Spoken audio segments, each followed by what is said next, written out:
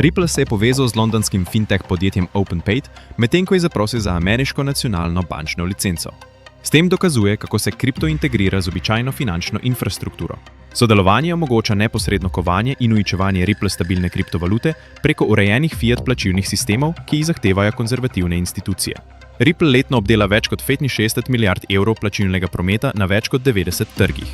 S tem dokazuje uveljavljeno zgodovino v čezmejnem financiranju. Vloga za bančno licenco signalizira usklajenost z zveznimi predpisi, ki jo zahtevajo tradicionalne finance za sprejem kriptovalut. OpenPaydova urejena infrastruktura zagotavlja stabilnost in nadzor, ki ga iščejo zadržani vlagatelji pri ocenjevanju izpostavljenosti digitalnim sredstvom. Partnerstvo združuje učinkovitost blockchain tehnologije s skladnostjo tradicionalnega bančništva ter naslavlja pomisleke o legitimnosti kriptovalut v institucionalnih financah.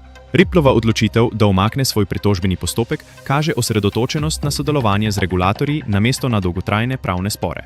Zvezni bančni nadzor bi postavil Ripple pod isti regulatorni okvir kot tradicionalne bančne plačilne instrumente.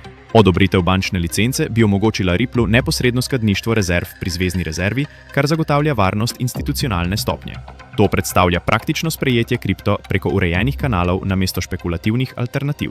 Za več novic o svetu kriptovalut se naročite.